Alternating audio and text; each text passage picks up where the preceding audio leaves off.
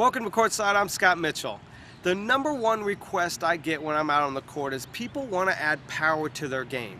And it brings me back to when I was a golfer. Still am, but I don't play very much, and I'm not very good. Trust me on that one.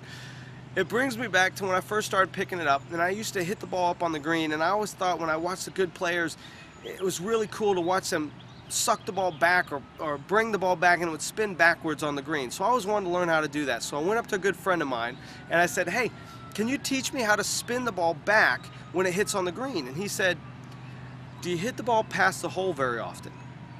And I thought to myself, no, actually I don't. I'm usually a little bit short of the hole. And so he said, well, if you add spin to it, all you're going to do is bring it back off the green instead of staying up there next to the pin. So the thing that brings me back to the tennis portion is, why add power if you can't do a few other things first? For instance, if you have trouble getting the ball in play, first thing is get the ball in play. Maybe you lack direction or depth or spin, all these kind of things that will help you when you start to add power to your game. So a couple things you want to do in order, and don't skip around, but in order. Obviously, first thing is get the ball in. If you can do that, now we can start to add direction to your shots. Serves, ground strokes, volleys, they're all the same. Can you direct the ball to this corner, that corner, and so forth? And if you can do that, let's start to work on depth.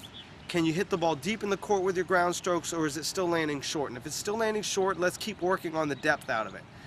And then the next thing would be spin. And spin adds control to your shots, so that's a great thing to add next. Spin pulls the ball in, gives you control.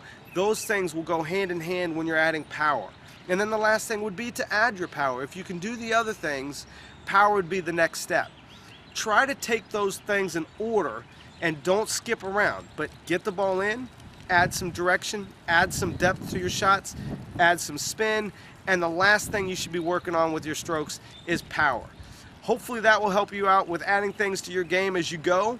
Be patient with your game, and thanks for joining me on Courtside. I'm Scott Mitchell.